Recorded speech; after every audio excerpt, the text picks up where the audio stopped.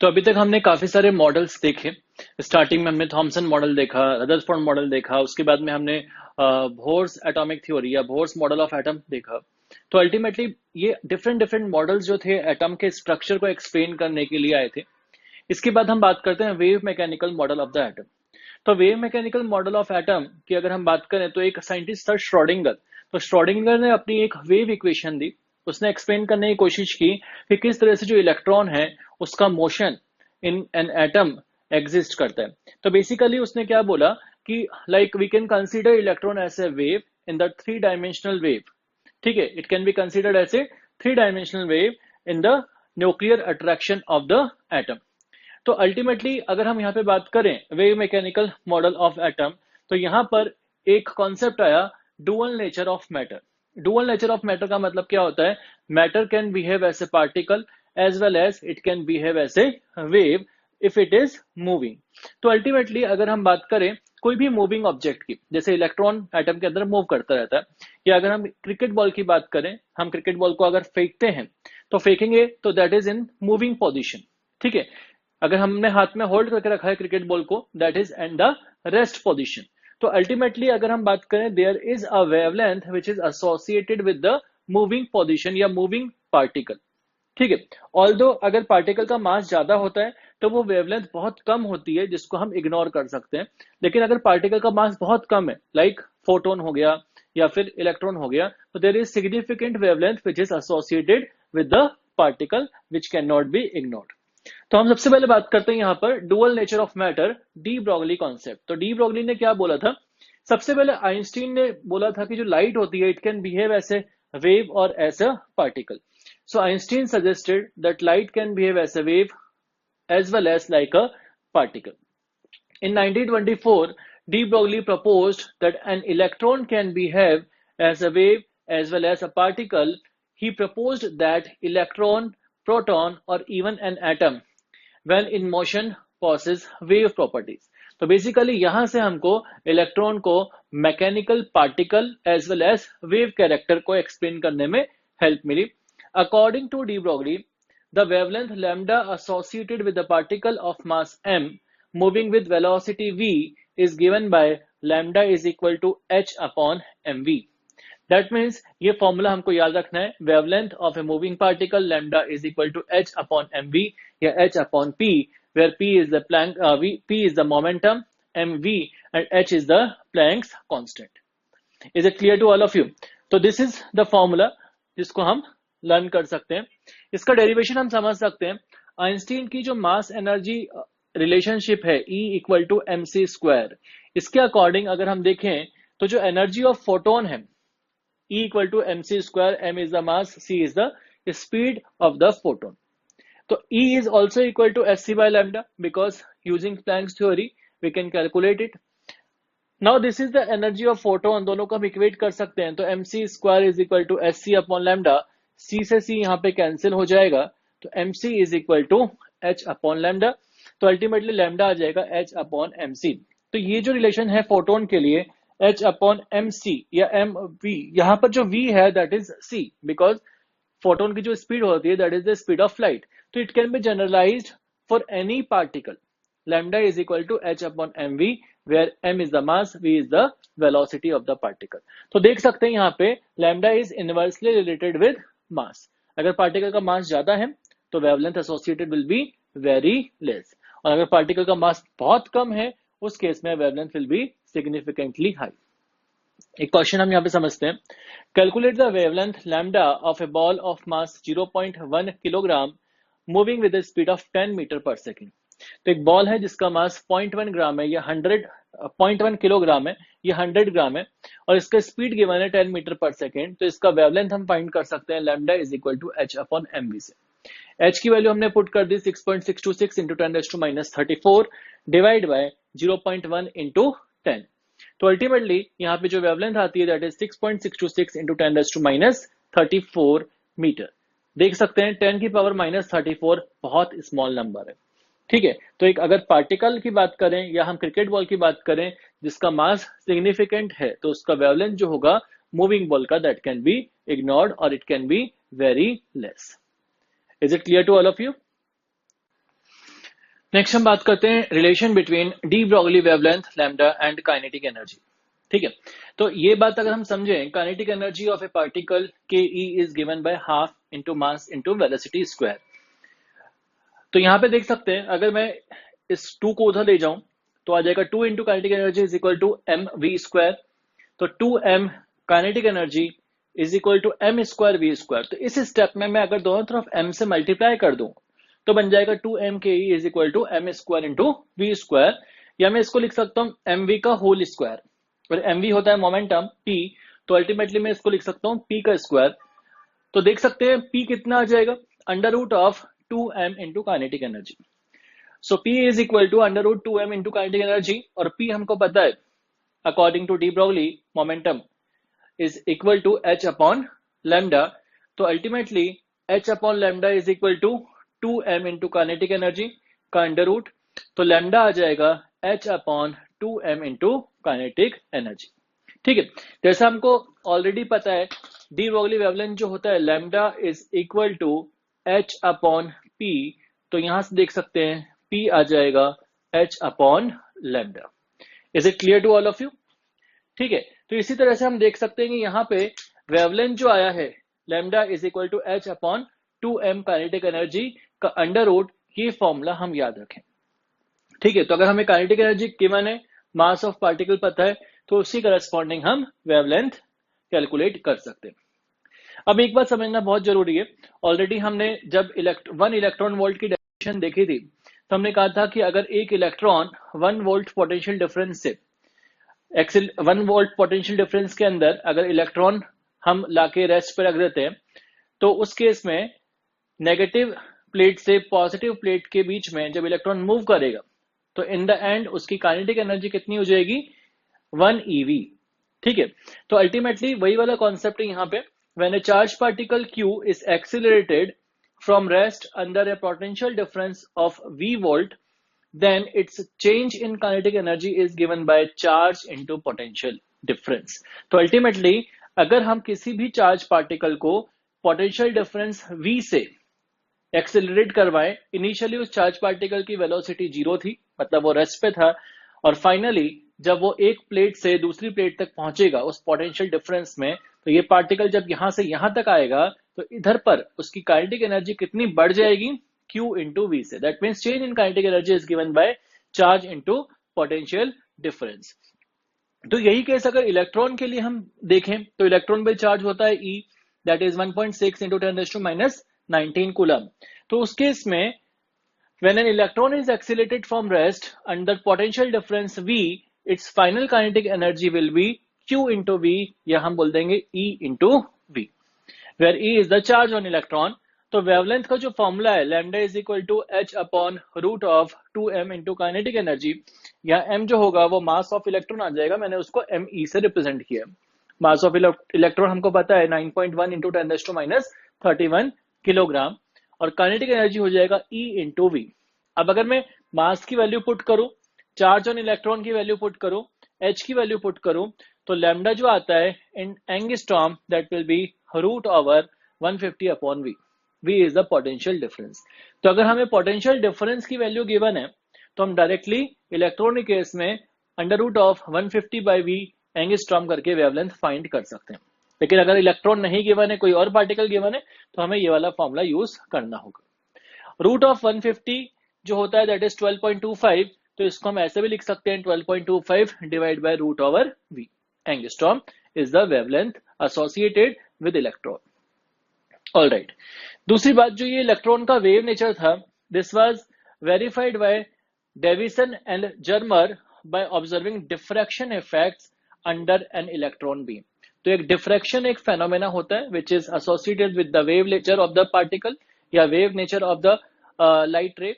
तो ultimately Davisson और German ने डिफ्रैक्शन इफेक्ट को ऑब्जर्व करते हुए इसका वेव नेचर जो था वो वेरीफाई किया था। अब अगर हम बात करें, क्वेश्चन देखते हैं, calculate the wavelength lambda of dust particle of mass 5 milligram moving with the speed of 200 metre पर सेकेंड। तो डस्ट पार्टिकल है, वेट उसका गिवन है, वेलोसिटी उसकी गिवन है, और वेवलेंथ निकालना है। तो simple formula lambda is equal to H upon P या एच अपॉन एम वी हम यूज कर सकते हैं। मास इज, हाँ इस बात का ध्यान रखना है कि जो मास होगा वो हम किलोग्राम में पुट करें, क्योंकि मिलीग्राम को किलोग्राम में हम चेंज करेंगे तो डिवाइड बाय 10⁶ करना होगा।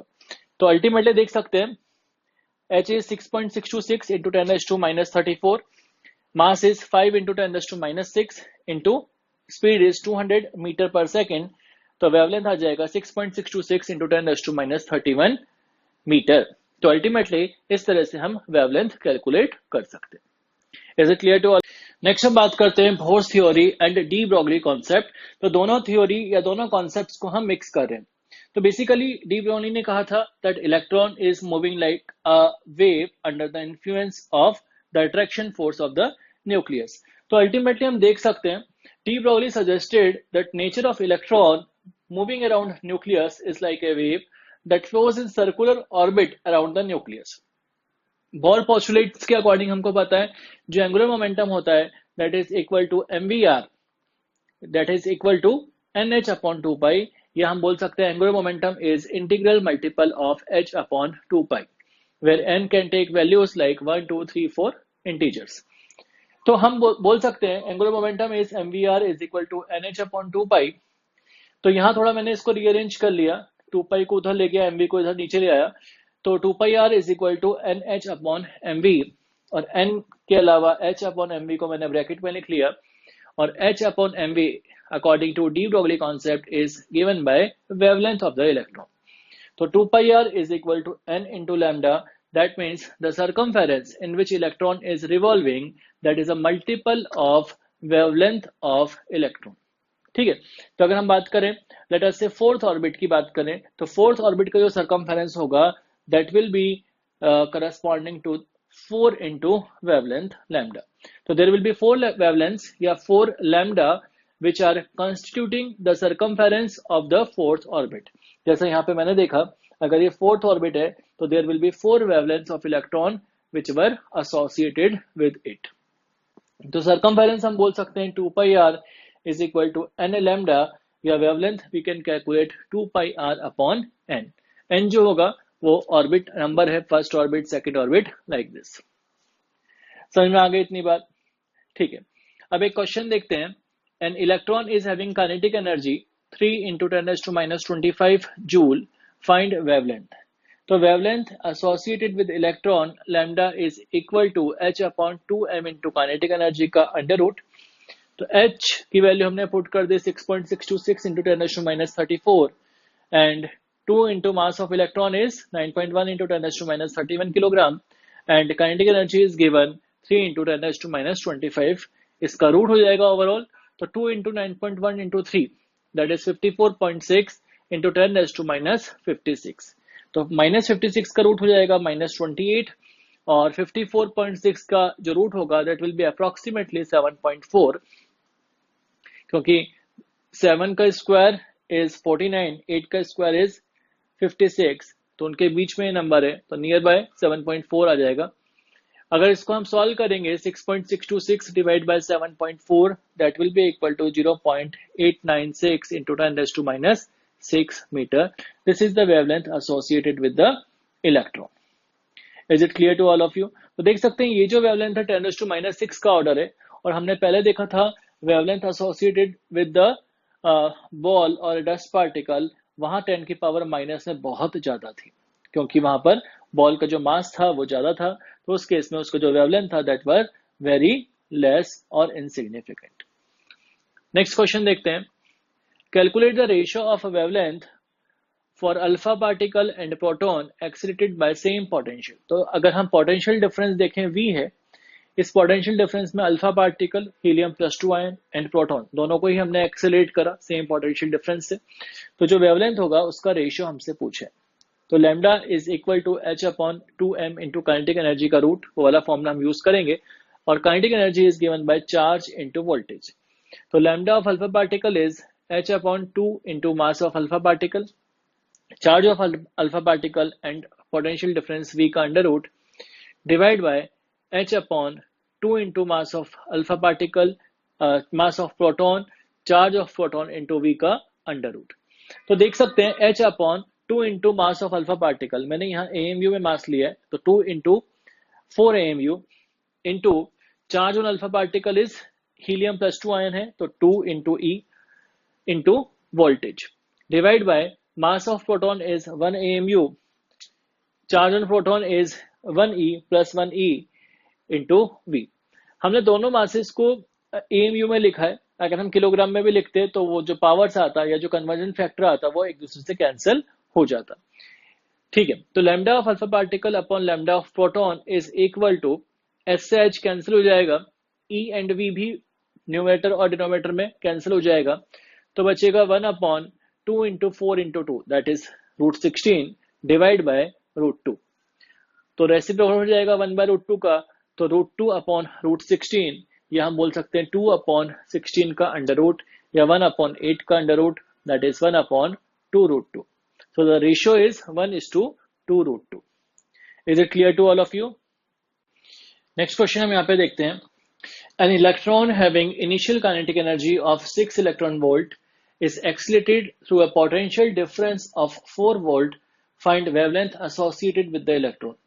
तो इनिशियल काइनेटिक एनर्जी हमें इलेक्ट्रॉन का गिवन है और उसको हमने एक्सीलरेट कराया है 4 वोल्ट पोटेंशियल डिफरेंस से. तो फाइनल जो इलेक्ट्रॉन होगा उसकी करस्पॉन्डिंग वेवलेंथ हमसे पूछी गई है.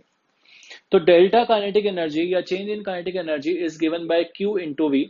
It means that final kinetic energy minus initial kinetic energy is equal to charge into voltage. Charge on electron is E, voltage is potential difference is 4. तो ultimately आ जाएगा KE final minus KE initial. Initial kinetic energy is 6 electron volt is equal to 4 electron volt. तो kinetic energy final is equal to 10 electron volt.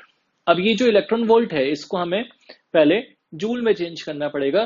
तो 1 electron volt is equal to 1.6 into 10⁻⁻19 joule.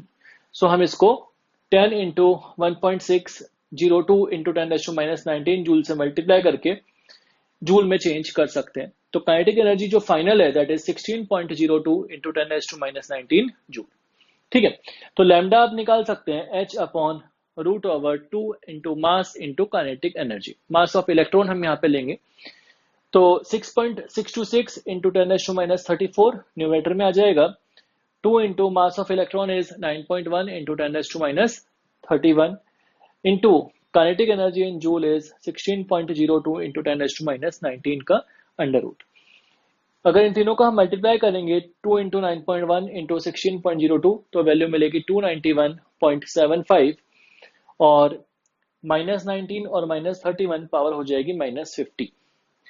तो numerator में Planck's constant ही है, denominator में 291.75 का जो root होता है दैट इज अराउंड 17.0, तो हमने उसको 17 ही ले लिया और -50 पावर से -25 डिनोमिनेटर में आ जाएगा, रूट का -25 बचेगा.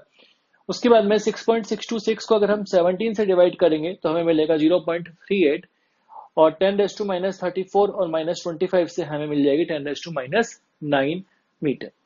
इसको ऐसे लिख सकते हैं 3.8 इंटू 10⁻10 मीटर या 3.8 एंगस्ट्रॉम भी हम इसको लिख सकते हैं. तो this is the wavelength associated with the electron when it is accelerated through a potential difference of 4 volt having initial kinetic energy of 6 electron volt. All right, एक और क्वेश्चन देखते हैं. This is very important question, concept समझना बहुत important है.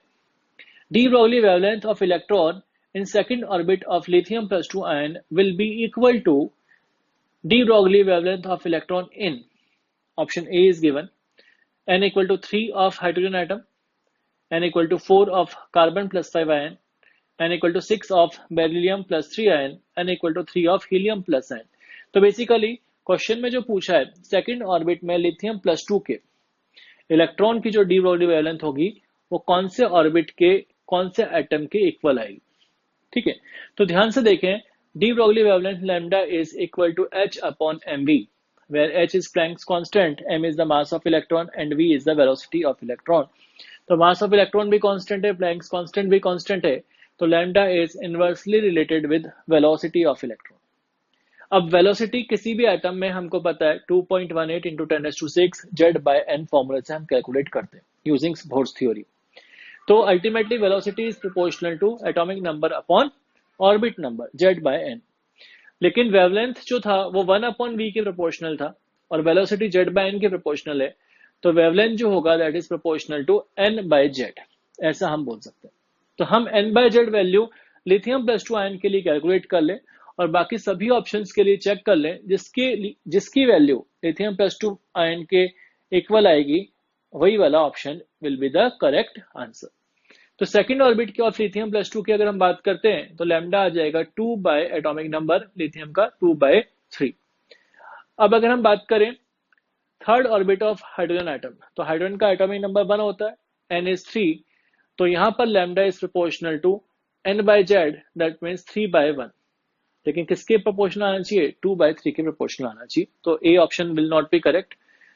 n by Z अगर हम B option की बात करें तो वैल्यू आ जाएगी 4 बाय एटॉमिक नंबर 6, तो 4/6 मीन्स 2/3, तो दिस इज द आंसर।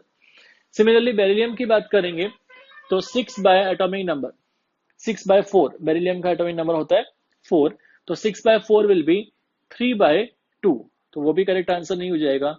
और डी ऑप्शन में n बाय जेड की वैल्यू आएगी 3/2, बिकॉज हीलियम का एटॉमिक नंबर 2 होता है, तो 3/2 भी आंसर नहीं होगा। तो देख सकते हैं ultimately B will be the answer of this question. Is it clear to all of you? तो डुअल नेचर में हमने एक बात की थी सबसे पहले, डी ब्रॉगली कॉन्सेप्ट, जिसने बोला था electron is moving as a wave, या wave nature of electron. Next हम बात करते हैं सेकंड इसमें, that is Heisenberg's uncertainty principle. तो बेसिकली हाइजेनबर्ग अनसर्टेनिटी प्रिंसिपल क्या बोलता है कि कोई भी वेरी स्मॉल या microscopic particle just like electron अगर एटम में रिवॉल्व कर रहा है, तो हम इलेक्ट्रॉन का प्रिसाइज कैलकुलेशन ऑफ वेलोसिटी और मोमेंटम एंड पोजीशन नहीं कर सकते। That means we can not determine the exact position and exact momentum simultaneously of electron. Basically अगर हम बात करें तो यहां पर हमें एक मैथमेटिकल रिलेशनशिप मिलता है, that the error in measurement of momentum and error in measurement of position of electron is greater than or equal to h upon 4 pi। तो बेसिकली ऐसा इसलिए बोला क्योंकि अगर मान लो कि इलेक्ट्रॉन एटम में रिवॉल्व कर रहा है और एटम को हम उसकी पोजीशन, इलेक्ट्रॉन की पोजीशन हम फाइंड करने की कोशिश कर रहे हैं, तो हम कैसे कर सकते हैं? इलेक्ट्रॉन को व्यू करने के लिए, उसका मोशन कैप्चर करने के लिए हमें उसे एक लाइट से इल्यूमिनेट करना पड़ेगा। हमने उसके ऊपर फोटोन डाला ताकि जो लाइट रिफ्लेक्टेड आएगी उससे हम कैलकुलेशन कर सकें इलेक्ट्रॉन की पोजीशन और स्पीड की कैलकुलेशन कर सकें। लेकिन जैसे ही हम उसके ऊपर लाइट रेडिएशन डालेंगे इलेक्ट्रॉन को देखने के लिए, तो वो इलेक्ट्रॉन उस लाइट रेडिएशन की या उस फोटोन की एनर्जी लेके अपनी स्पीड और चेंज कर लेगा। तो अल्टीमेटली हमारे पास में एग्जैक्ट कैलकुलेशन नहीं मिल पाएगी। जैसा हम यहाँ पे बोल सकते हैं, the exact position and momentum of a fast moving particle cannot be calculated precisely at the same time. That means it is impossible to calculate or to determine exactly the position as well as the momentum of the fast moving particle simultaneously. Let us say delta x is error in measurement of position। अगर हम position measure कर रहे हैं तो उसमें कुछ error हमको मिलता है, ठीक है, तो लेटर से वो एरर है डेल्टा एक्स या D X. Similarly the error in measurement of momentum is given by delta P और डीपी। तो हम ऐसा बोल सकते हैं डेल्टा पी या into delta x is greater than और equal to H upon 4 pi. That means error in measurement of momentum multiply by error in measurement of position, इन दोनों एरर्स का जो मल्टीप्लीकेशन होगा that is greater than h upon 4 pi where h is the Planck's constant।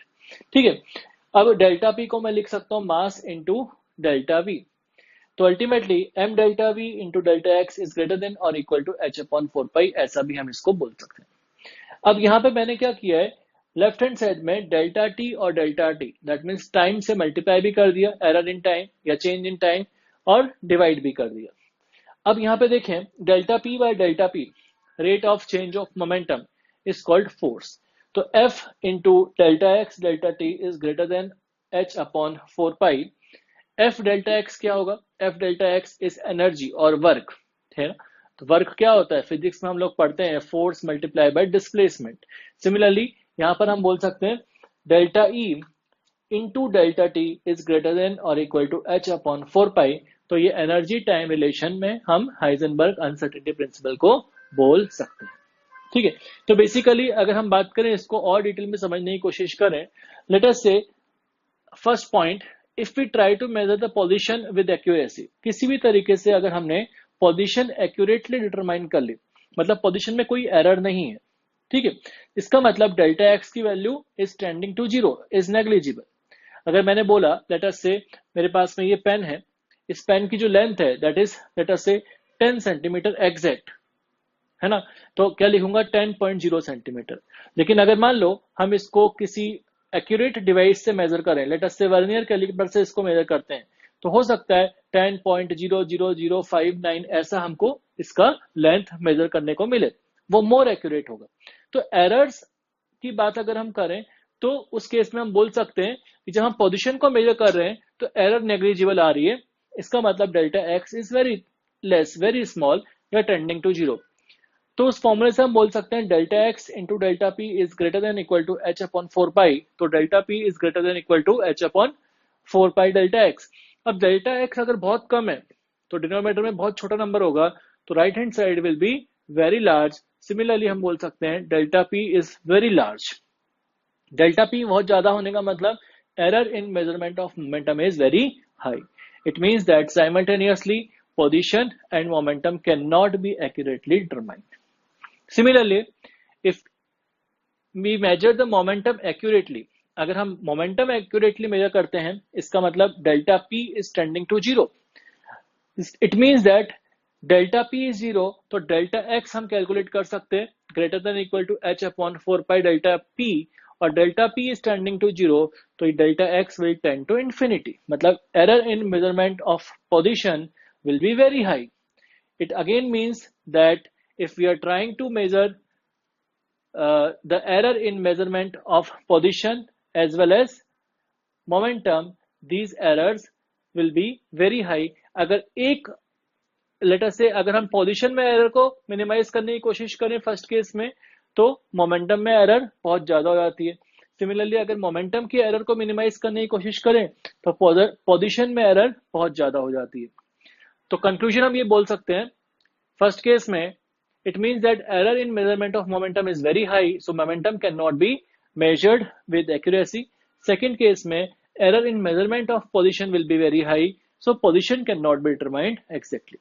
ठीक है, तो इसका principal यही बोलता है कि हम दोनों में से एक चीज को भी अगर सर्टेनिटी के साथ में कैलकुलेट करने की कोशिश करेंगे तो दूसरा जो चीज है उसमें एरर बहुत ज्यादा आ जाएगा। It means both position and momentum can not be precisely determined simultaneously. Is it clear to all of you?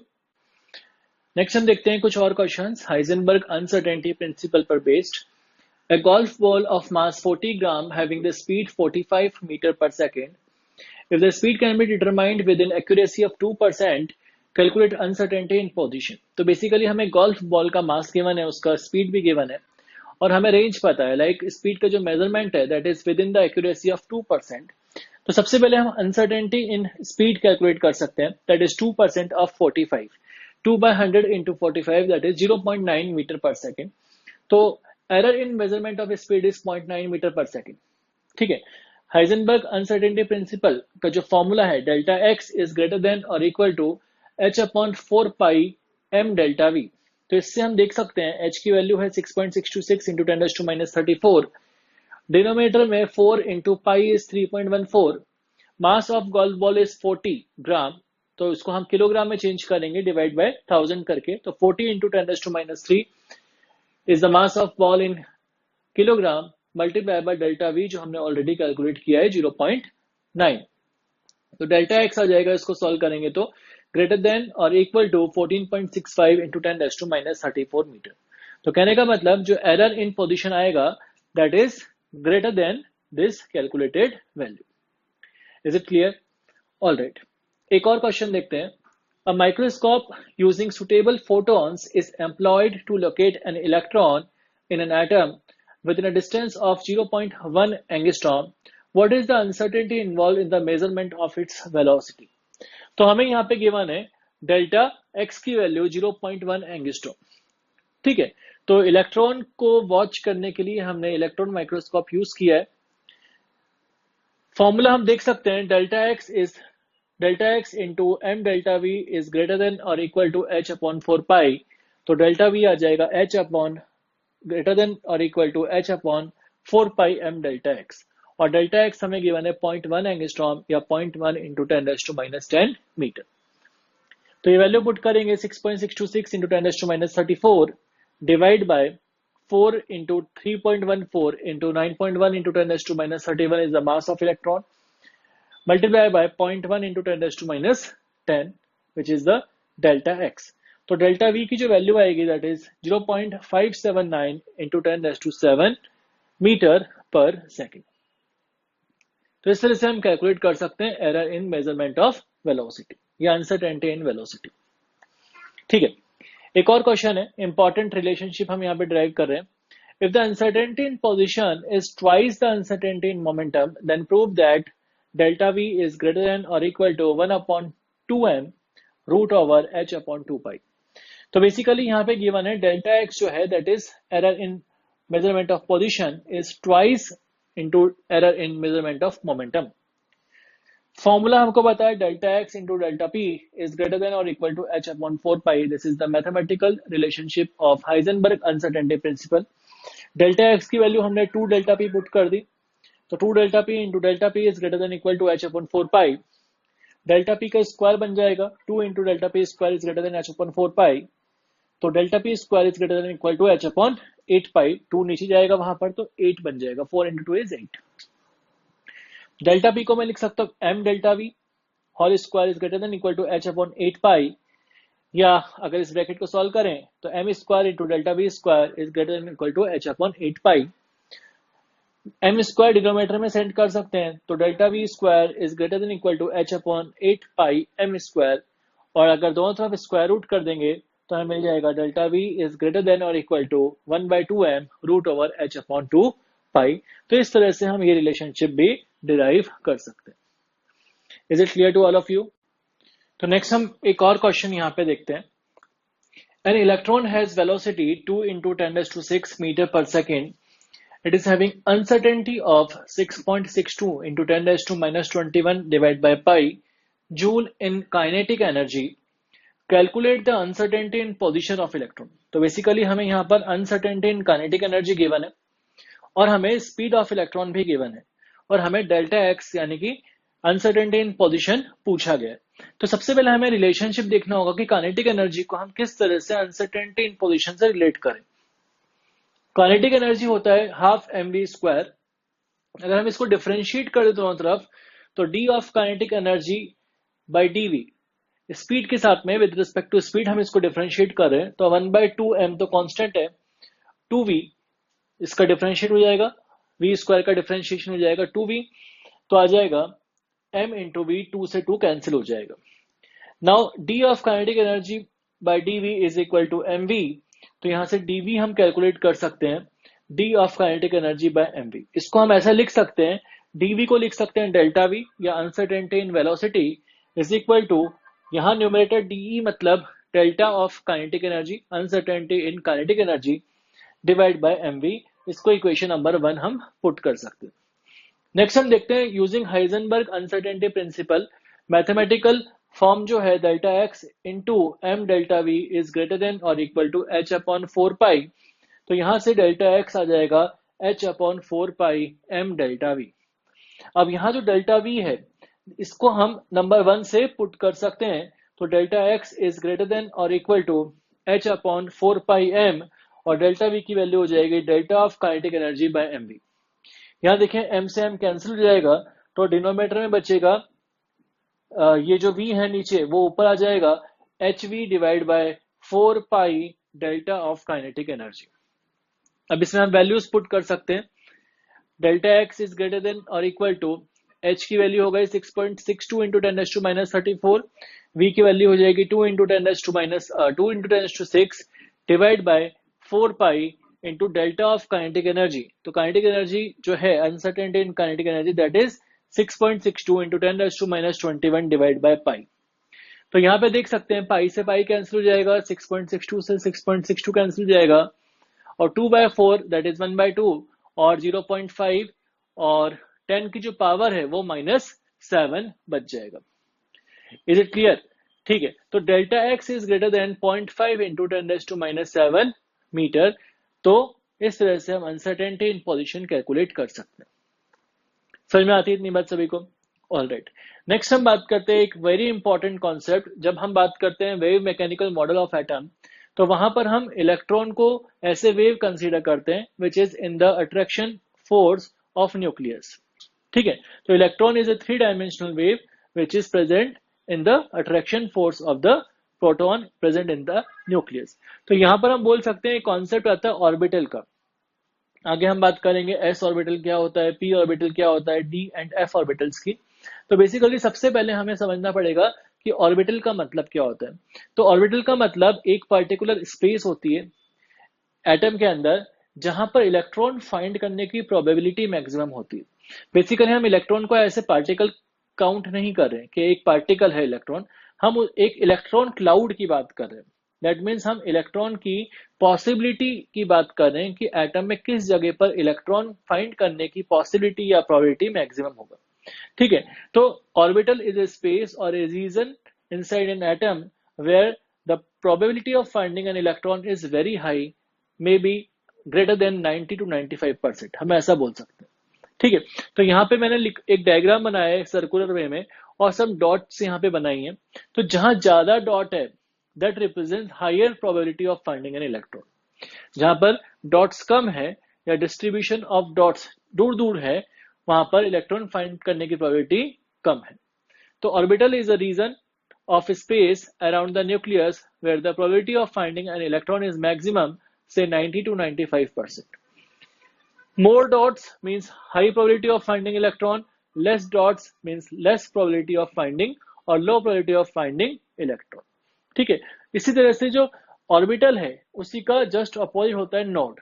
तो नोड का मतलब ये हुआ जहां पर इलेक्ट्रॉन फाइंड करने की प्रोबेबिलिटी 0 है, दैट मीन्स इलेक्ट्रॉन हमें वहां पर नहीं मिलेगा। ऐसा पर्टिकुलर रीजन अगर एटम में प्रेजेंट है तो हम उसको नोड बोलेंगे। ठीक है, तो node can be a point also. तो node is a point, it can be a line, it can be a plane और a surface in which probability of finding an electron is 0। Is it clear to all of you? तो nodes की भी हम बातें करेंगे, radial nodes क्या होती है, स्फेरिकल नोड्स क्या होती है। अभी तक जो बात हमने करी है इसके बाद हम बात करने वाले हैं शेप्स ऑफ ऑर्बिटल्स की। Is it clear to all of you? Next हम बात करते हैं इसमें श्रोडिंगर इक्वेशन और Schrodinger wave mechanical model of atom. तो श्रोडिंगर ने क्या कहा, अरविंद श्रोडिंगर एक साइंटिस्ट था, उसने बेसिकली इलेक्ट्रॉन और प्रोटॉन इन द न्यूक्लियस, ठीक है, ये एक बाउंडेड सिस्टम होता है। तो बेसिकली इसने क्या किया, एक डिफरेंशियल इक्वेशन प्रोवाइड की और उसको सॉल्व किया, और उसको सॉल्व करने के लिए कुछ क्वांटम नंबर्स की रिक्वायरमेंट हुई। बेसिकली कुछ पैरामीटर्स होते हैं जिसको सेट करना पड़ता है so that we can solve the differential equations. तो बेसिकली अगर हम बात करें वो इक्वेशन क्या थी, सबसे पहले उसको समझते हैं। d2 psi by dx square plus d2 psi by dy square plus d2 psi by dz square plus 8 pi square m by h square e minus v psi equal to 0। अब यहाँ पर एक कंफ्यूजन आएगा कि साई क्या होता है। Basically Sai एक रिप्रेजेंटेशन है, just like x y z, these are all alphabetical representation. इसी तरह से साई भी एक रिप्रेजेंटेशन है विच रिप्रेजेंट्स एन ऑर्बिट। तो बेसिकली जो साई है, जैसे हम कोई भी ग्राफ प्लॉट करते हैं, है ना, y equal to 2x plus 3, ठीक है, तो x की अलग अलग वैल्यू डालते हैं तो हमें y की अलग अलग वैल्यूज मिलती है। लेट अस से एक फंक्शन है, late us say z is equal to x plus 2y, तो यहाँ x और y की अगर अलग अलग वैल्यूज हम डालेंगे तो हमें z की अलग अलग वैल्यूज मिलेगी। ऐसे ही एक 3 डायमेंशनल वेव फंक्शन है साई, x y z का फंक्शन होता है। तो अगर x y z कोऑर्डिनेट्स अगर हम अलग अलग वैल्यूज पुट करेंगे तो साई की वैल्यूज भी हमें डिफरेंट डिफरेंट मिलती जाएंगी। तो basically psi represents wave function of electron, it may be positive और negative depending on x y and z coordinates। Is it clear to all of you? So basically we can say that psi is a function of x, y, z variables। psi square का क्या मतलब होता है? psi का अगर हम square कर दें, it represents the probability of finding an electron within a small space। The space where there is maximum probability of finding an electron is called orbital। जैसा मैंने पहले भी बताया, तो बेसिकली अगर साई का स्क्वायर कर देंगे तो it will represent the probability of finding an electron, because Sai की वैल्यूज तो नेगेटिव हो सकती है, तो साई की इतनी ज्यादा सिग्निफिकेंस नहीं है, लेकिन साई स्क्वायर किसी भी नंबर का अगर हम स्क्वायर करते हैं तो वो हमेशा ग्रेटर देन और इक्वल टू जीरो ही आता है। मैं कहने का मतलब ये हुआ जीरो का स्क्वायर तो जीरो ही होगा, लेकिन कोई भी डिफरेंट नंबर चाहे वो नेगेटिव हो चाहे पॉजिटिव हो, उसका अगर स्क्वायर करेंगे तो वो ग्रेटर देन जीरो आएगा। इसलिए साई स्क्वायर की इंपॉर्टेंस है, because it represents the probability of finding the electron. और ये जो इक्वेशन है, इस इक्वेशन में m is the mass, h is the Planck's constant, E is the total energy and V is the potential energy of the particle. इस case में हम electron बोल सकते हैं। तो ये जो इक्वेशन है, if we solve this equation, it will provide, on solving the above equation, it provides a set of quantum numbers which describe energy, information about shape and orientation of most probable distribution of electron around the nucleus। तो basically जब हम इस equation को solve करते हैं तो हमें electrons की इंफॉर्मेशन मिलती है कि बेसिकली जो इलेक्ट्रॉन है एटम में वो किस तरह से अवेलेबल है, उसका प्रोबेबिलिटी डिस्ट्रीब्यूशन कैसा है। तो बेसिकली इलेक्ट्रॉन की एनर्जी की इंफॉर्मेशन हमें मिलती है, जिस फॉर्म में इलेक्ट्रॉन प्रेजेंट होता है, इलेक्ट्रॉन क्लाउड्स का जो शेप होता है, बेसिकली हम अगर ऑर्बिटल्स की बात करें, s orbital, p orbital, d orbital and f orbitals, तो इनकी शेप्स की इंफॉर्मेशन भी हमें यहां से मिलती है। Orientation of most probable distribution of electron, कहने का मतलब जिस तरह से जो ऑर्बिटल्स होते हैं उनका ओरिएंटेशन क्या होता है, एक्स एक्सिस के अलोंग है, वाई एक्सिस के अलोंग है, या जेड एक्सिस के अलोंग है, या इनके बीच में है, इनको हम बोलते हैं direction of a particular orbitals. तो उसका इंफॉर्मेशन भी हमें यहां से मिलता है। तो बेसिकली जब हम इक्वेशन को सॉल्व करते हैं तो हमें क्वांटम नंबर्स मिलते हैं, like principal quantum number, azimuthal quantum number, spin quantum number, magnetic quantum numbers, जिनकी बातें हम आगे करने वाले हैं। उसके पहले हम बात करते हैं shapes of orbitals. Schrodinger equation में ज्यादा कुछ है नहीं, बेसिकली इस इक्वेशन को हम लर्न कर लें, that is enough for us. Shapes of orbital में सबसे पहले हम आते हैं एस ऑर्बिटल। तो s orbital is just like ball, जिस तरह से स्फेरिकल शेप का होता है एस ऑर्बिटल, मैंने यहाँ पे रिप्रेजेंट किया है x axis, y axis and z axis. तो s orbital is spherical shape just like a ball. It is non directional, इसका कोई डायरेक्शन नहीं होता, बिकॉज बॉल जो है that is spherical, and it is closest to the nucleus. It has lowest energy. It can accommodate maximum 2 electrons. तो basically s orbital is near to nucleus, हम ऐसा बोल सकते हैं।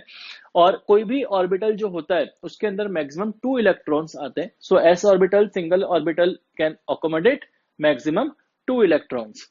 It has lowest energy. तो lowest energy इसलिए क्योंकि it is near to nucleus. जैसे जैसे हमने ऑलरेडी देखा था, जिस भी ऑर्बिट में इलेक्ट्रॉन न्यूक्लियस के पास में रहता है, जैसे फर्स्ट ऑर्बिट में इलेक्ट्रॉन की एनर्जी होती है -13.6, सेकंड ऑर्बिट में होती है -3.4।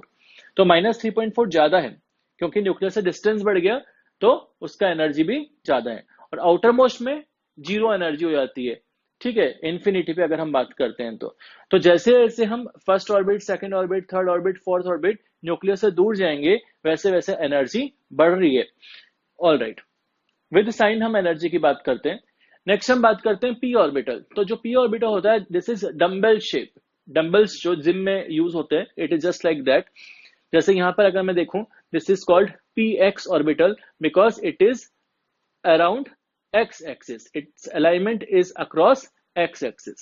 This is called py orbital, it is across y axis, and this is called pz orbital because the dumbbell shape is around z axis. Is it clear to all of you? So I can write here, this is px orbital, this is py orbital, and this is pz orbital. Dumbbell shape consists of two lobes which are separated by a region of zero probability. कहने का मतलब ये हुआ, अगर ये x axis पर है px orbital, this is y axis, ठीक है, ये इधर x एक्सिस है, इधर y एक्सिस है, और ऐसे अगर हम देखेंगे तो z एक्सिस है। तो कहने का मतलब अगर हम ये वाला प्लेन देखें, दिस इज इधर आगे z एक्सिस, तो ये yz प्लेन हुआ। इस yz प्लेन से अगर हम देखें तो ये px ऑर्बिटल 2 इक्वल हाफ्स में कट जाता है, एक लोब इधर आ जाता है और एक लोब इधर आ जाता है। तो कहने का मतलब ये जो प्लेन है, this is called node, because इस प्लेन के ऊपर इलेक्ट्रॉन डेंसिटी नहीं आ रही है। जो मैंने शेडेड रीजन शो किया है that represent the electron density of the electron cloud. Similarly हम पी वाई ऑर्बिटल की बात करेंगे तो it is across y axis, तो इधर एक्स है, इधर वाई है और जेड आगे है। तो ये जो हॉरिजॉन्टल प्लेन हुआ, ये प्लेन से अगर हम इस ऑर्बिटल को कट करेंगे तो इलेक्ट्रॉन डेंसिटी उस प्लेन पर नहीं आएगी। तो x z plane is the zero, is the plane, और we can say it is the node. Similarly अगर हम बात करें जेड एक्सिस पे, तो इलेक्ट्रॉन का जो डिस्ट्रीब्यूशन है जेड एक्सिस के अक्रॉस है इस तरह से, ठीक है। तो यहां पर इधर x है, इधर y है, तो जो एक्स वाई प्लेन हुआ that will be called the node. Is it clear to all of you? तो हम बोल सकते हैं px, py और pz में नोडल प्लेन्स अवेलेबल होते हैं। सिमिलरली डी ऑर्बिटल्स की बात करते हैं, तो डी ऑर्बिटल का जो शेप होता है that is double dumbbell shape. Double dumbbell का मतलब यहाँ पर जैसे पी ऑर्बिटल में सिंगल डंबल था, यहाँ पर डबल डंबल की तरह शेप होगा। डी एक्स वाई की बात करेंगे तो it is across x and y axis, के बीच में इन 4 लॉब्स प्रेजेंट होंगी। तो बेसिकली दिस 4 लॉब्स, और this is one dumbbell shape, this is other dumbbell shape, so we can say it is double dumbbell shape. तो x y axis के बीच में डी एक्स वाई का डिस्ट्रीब्यूशन होगा। Similarly d y z का distribution कैसे होगा? Y और जेड एक्सिस के बीच में डी वाई जेड का डिस्ट्रीब्यूशन होगा। यहां पर मैंने इधर y बनाया है और इधर z बनाया है, यहां पर इधर x बनाया और इधर y बनाया। बेसिकली ये 3 डायमेंशनल शेप्स होते हैं, लेकिन बोर्ड पे हमें रिप्रेजेंट करने के लिए एक्सिस को चेंज करना पड़ेगा। सिमिलरली इधर x बनाया और इधर z बनाया है, this is called dxz। Similarly dx² y² में जो लॉब्स अवेलेबल होती हैं they are present across x axis and y axis. And dz² की अगर हम बात करते हैं तो dz² के केस में z एक्सिस के अक्रॉस लॉब होती है और एक रिंग सराउंडेड होती है इस ऑर्बिटल को, ठीक है। तो these all R D orbitals. यहां पर भी अगर हम बात करें नोड की, तो यहां पर जो नोड्स होती हैं they are present in the form of planes. For example अगर हम बात करें एक्स एक्सिस वाई एक्सिस, तो एक्स और वाई को इस तरह से हम कहां से ब्रेक कर सकते हैं जहां पर इलेक्ट्रॉन डेंसिटी कट ना हो। कहने का मतलब नोड का मतलब क्या होता है?